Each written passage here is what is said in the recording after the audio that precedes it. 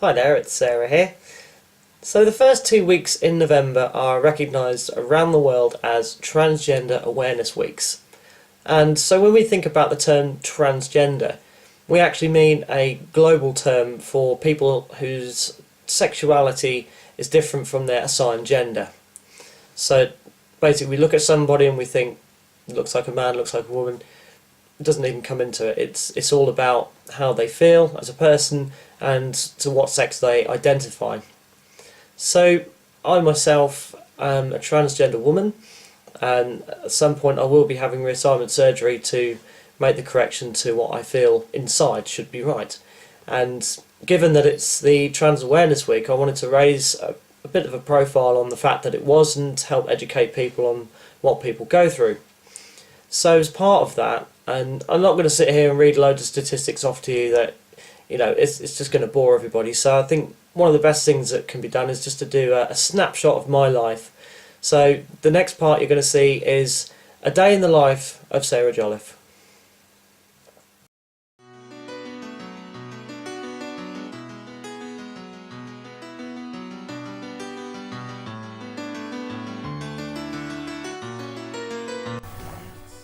So here we go then, just the average day. Get the usual noise from the alarm, we get the usual battle with the cat, and then it's off, up out of bed, straight into the bathroom, and we deal with the face. So the first thing to do is to go for a shave. Should probably get that lasered off, go have a shower, brush the teeth, then come out and do the face. All important makeup.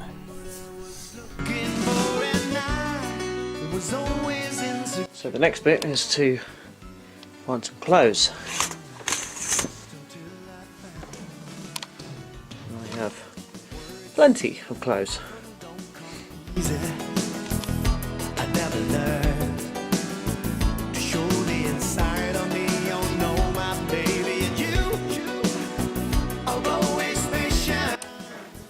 So, having done all of that, spent the best part of 45 minutes doing that, I now need to find my treatment for the day, because you might be wondering what kind of potions, tablets and lotions I have to take. So let's go find those. So, I'm quite lucky really, because I don't have to take any testosterone blockers for the transition period. So what I've actually got is these patches, which are incredibly convenient, and only have to deal with them twice a week.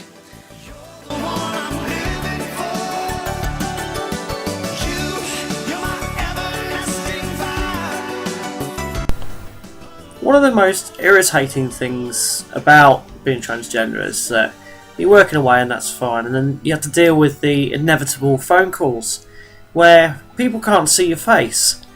So you tend to get judged by the tone of your voice straight away, and people might not always know how to give the pronoun. Good afternoon, you're through to the helpline. How may I help? Hi there, can I speak to customer services please? Yeah, I'll just put you through, sir. 1 moment, thank you. A glass of wine and the lights down low. So, aside from the few pronoun errors we've seen, I'm just in London at the moment, and for someone of transgender disposition, it's quite a intimidating experience, because I'm very conscious of what's around me. I'm very conscious of people maybe staring, especially as I'm walking along filming myself. But it's what am I doing? I think it's when I'm moving around, I'm being very conscious of where I'm walking, especially not to upset anybody or cross anyone's path. So I feel a lot more conscious of myself, I think. Maybe that's justified, maybe not. But I certainly try and remain in a more public situation. Certainly wouldn't be out at night. Not out at night on my own, and certainly not in an unpopulous area. So, yeah. And, so as I go down into the tube, again, being very conscious of who's in front of me, being very conscious of where I am, but also very conscious not to interact with anybody, because that might lead to unnecessary confrontations. So generally just keep your mouth shut.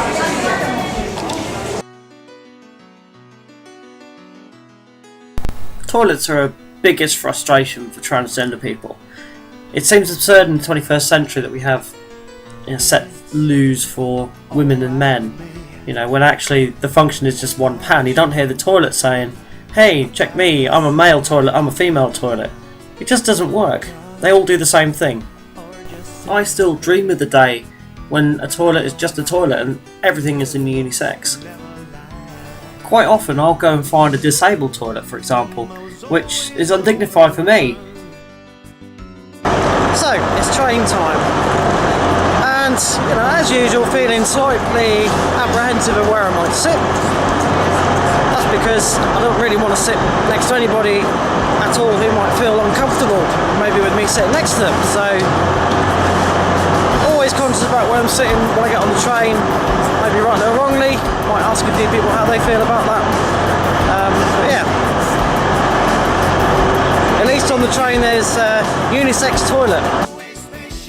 So the other thing that's really important to discuss in this video or put across is the fact that the 20th of November, so at the end of this awareness couple of weeks, is the Trans Day of Remembrance. So whilst I feel very fortunate to be in a position where I have people around me and I have a lot of confidence and I just have a good network, there's actually quite a lot of people in this situation who don't have that.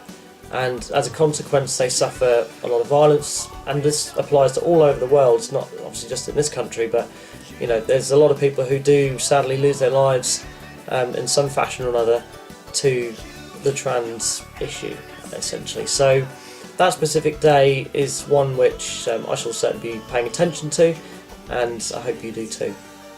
So don't be frightened to approach trans people, or anyone of any disposition for that matter. I think we're all individuals, and it's really important to just be yourself and make sure that you're just engaging with people for who they are, and I think we'll all get along much better for it. Whilst doing this, I thought it would be nice to introduce you to my partner Gemma also. I'm asked a lot why I love Sarah and why I'm with Sarah. My answer is quite simple. I would rather have Sarah as a person than not at all. So the fact that Sarah is transgender doesn't bother me in the slightest. It just makes things a little bit more interesting, opens new horizons. Sarah is my best friend. She's my rock, and she means so much to me. So I hope you enjoyed that snapshot into the life of a trans person. That by no means is a complete experience, I guess, in the general sense, but hopefully it should give you some appreciation for certainly what I have to go through on a day-to-day basis, and maybe make you think a little bit more about the wider population at large and how we interact with the social norms that we're all brought up against. So I've been really fortunate in life. I mean, it's amazing really. I've had really strong people around me who've been able to help me through what I've been going through. I can confide in people. I feel like I have a very good network of people, both at work and at home. And on the work front, I'm really privileged to work with a company that appreciates people for who they are. They're not judgmental in any way. And even better than that now is that we have a core team, a diversity team of people. So they are there to support anybody within the company, and of course wider, who may feel that they have an issue they'd like to talk about in confidence. I'd also put myself forward for that. I think, I know quite a few of you who'll be watching this video, and I'd be more than happy to speak to anybody in confidence at any time. So as I say, I hope you enjoyed that video. I'll continue making the vlogs that I have been on the Energy and Excel front, and until next time, see you soon.